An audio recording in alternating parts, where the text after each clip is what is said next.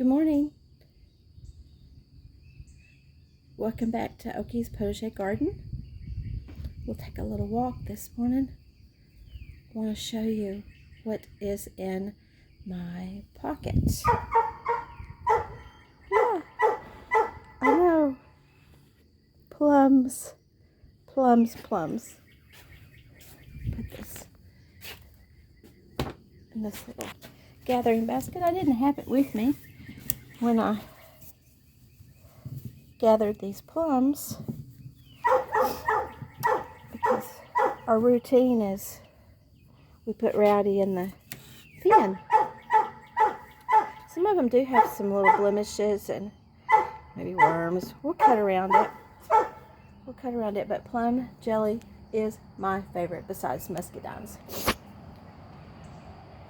But went out to put Rowdy in the pen, and my husband said, the plums, they're ready. It's like, we hardly ever get plums. Look at my rainwater bucket. I water my flowers with it, and Rowdy, he will get drinks of water. He loves the rainwater. Hibiscus. Yeah, I've got cardboard down. I've got grass here, and funds are done with buying mulch this year. So I'm going to line this area with some cardboard and grass clippings.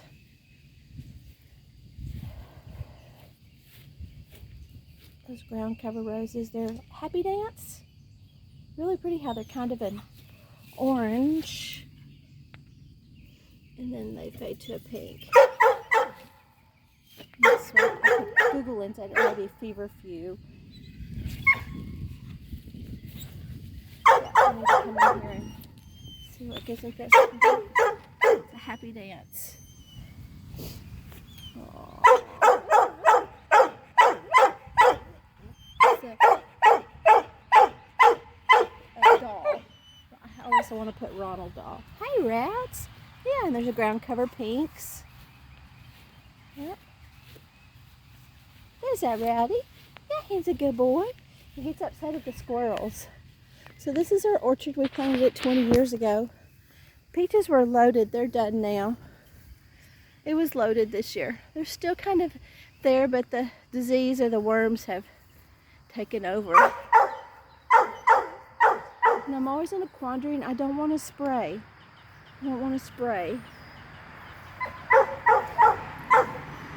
This tree here is kind of succumbed to some kind of worms or something, but it's got a few plums. I didn't think it had any, but they're so tall, and way up there we'll let the squirrels have them. But look at this. Look at that tree. It is loaded. So I've already gotten most of the plums. Here's one, but see, you let it get this far and it's like that. So I just plonk it to the floor and let the wasp have it. But there's one right there. See if we can pull it down and pick it. There it went. Oh, it's got a little place on it, but we'll just spend the afternoon just cutting it out. But look, y'all. I think I saw some more.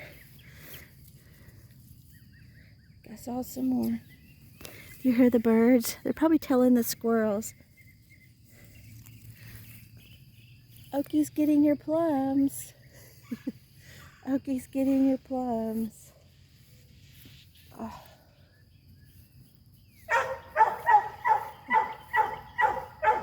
You know, when my daughter married, the home place that she lives on, they have a giant pear tree. She was so tickled. All her dreams come true. She had a chicken house. Yeah, she had a chicken house. Look, I thought I had all of them picked. And a pear tree. And the sweetest thing about it, she's like, I'm going to make something with every single pear on that tree. She was like, I picked 5 gallons. And there's still more pears on the tree. So, lesson learned. God plants for everybody. So there's always room 4 more. The apples are falling. I'm not sure if they are ready to eat or not. They're really small. They've usually gotten much bigger. I'll come out and pick some and try them. Make apple cider vinegar. Don't have to eat them. The pears, they're usually so good. I love the pears. I like to make a pear ginger preserve. I get my ginger from Azure Standard. So, and the fig, oh my goodness, look how huge the fig tree is. Oh my goodness. Oh my goodness. We planted this 20 years ago and it was like a stick. It belongs to my husband's grandmother originally. So, it's an old, oh my goodness, it's loaded with figs. This is the year of the fruits. I tell you, look at that. Oh my goodness. What am I going to do with all these figs? I'll tell you what will happen with most of these figs. But there's so many that he'll probably bring them in. He comes out here and snacks. You know how I do with my strawberries? He will come out here and eat this pear apple. Ah, look, it's got some fruit. Oh my goodness. There's another one way up there. Maybe I'll get to eat those too. It's supposed to be like a pear apple. So, oh, and here's one too. Oh my goodness. Oh my goodness. You know something with, I don't see any net right now.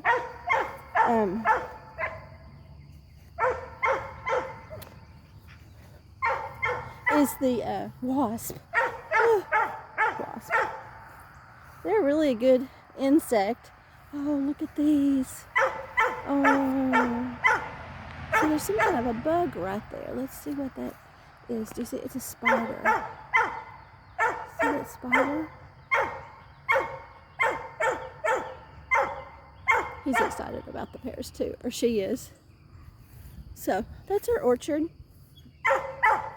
Our house is on the middle third, and this third here, we planted an orchard, and it has quite a few trees. I'd like to put some more, but that was plenty for us. And then growing fruit, really, that's muscadines, real small, tiny. They're so juicy and powerful. The flavor is, they're just a small muscadine. Our quince, come out here to the middle of the, she's just come back like it was her first flush again. She was kind of rough looking when I pruned her back after that first bloom, but she just is an overachiever. To get the chance, I should buy another one like her.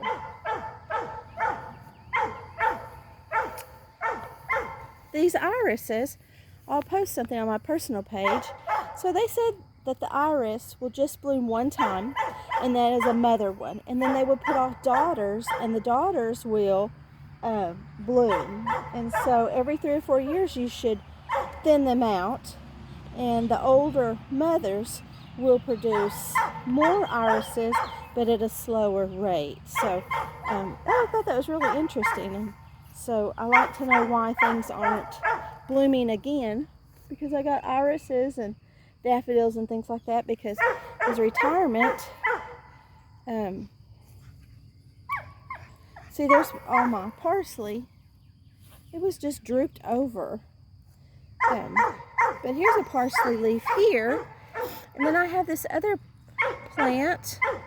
It's changing the shape of the leaves, look. And that's on the same plant. Huh. Interesting. See, here's the original parsley leaf. And then it's changing to a longer leaf. The yarrow is gorgeous. I hope she stays. They say she'll be invasive and take over. It's just like, come on. So pretty. This bed seems empty. I've got some little starts I hope to get in there. Kind of left the cabbages to keep the grass from taking over. These pink spiras, see the ones behind it? So I'm going to cut them off because look, the plant's growing more. This is what it is. Speedwell. Look, this mustard greens have gone to flower. I haven't ever eaten off of this. I just think it's so textural and so pretty. There's ironwood.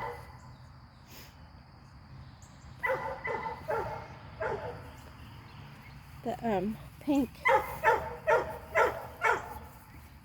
That one there's standing up really well.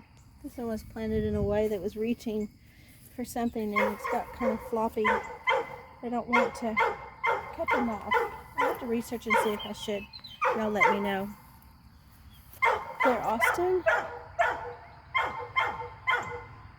I hope she's found her happy place. I think I've moved her 3 times in this learning process. Oh, look. Oh, I'm going to have to cut her today. She's so beautiful. And the echinacea. She's fixing to bloom the peonies. I pulled it back. Toothache plant. The bee balm. The bee balm is so pretty when it blooms, and I just wait forever. But it's getting some kind of mold on the leaves. So that's not a real good place for it here.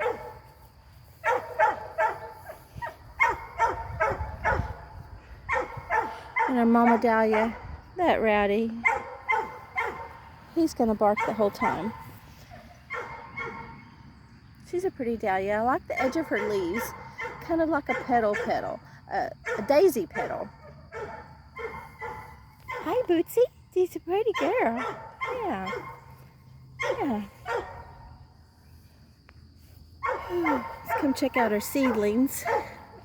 See if we're growing grass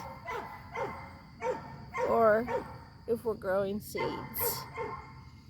I see like one seed that's a little bit different. There's another one. Yeah, I think those other ones there is grass. I don't have any big onions. I've left these onions and pulled most of the other ones, hoping to get bigger ones.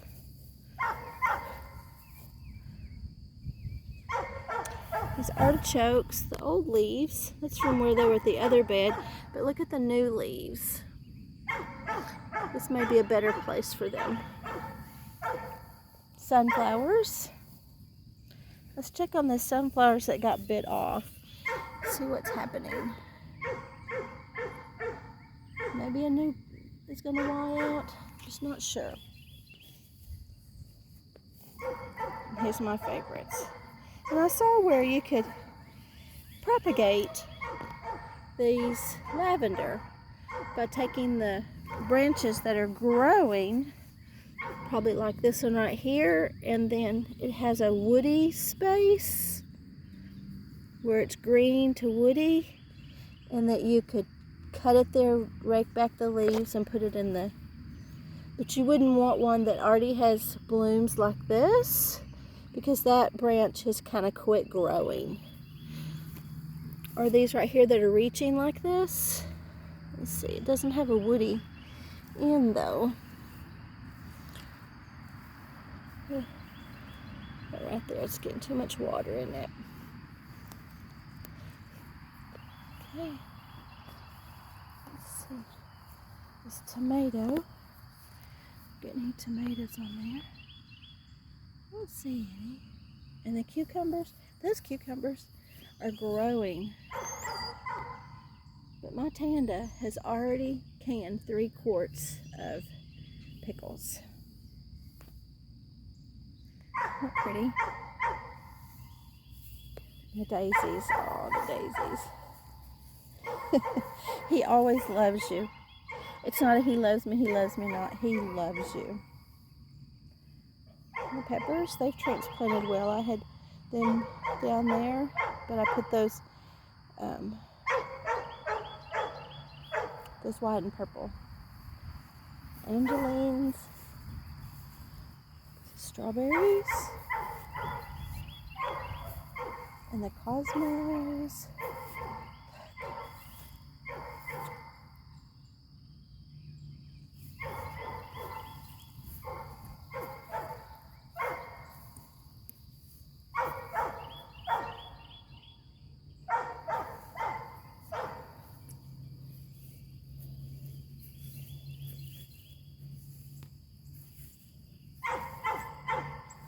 This foliage is really pretty. It's dark. It says the packaging. This one is Senior's Hope. Senior's Hope.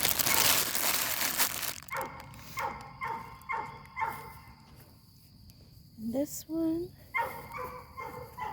is, I'm going to tuck it underneath here.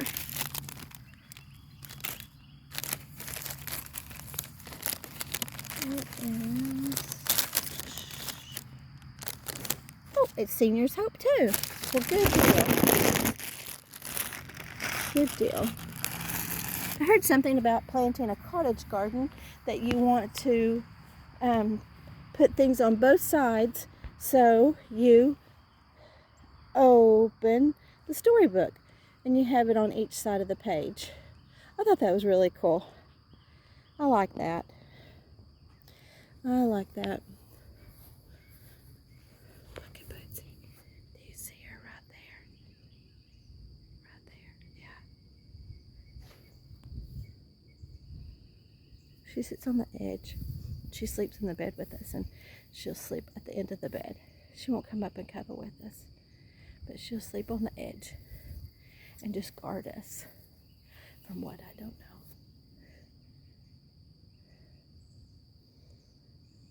But she's a good girl. She's a good girl. I've got these flowers coming back. Pretty. I have a rose here. Hasn't done a piddly thing. I put her in here because she had no green on her at all. And it was a safe place, and it had plenty of moisture to keep her roots, and I wouldn't let her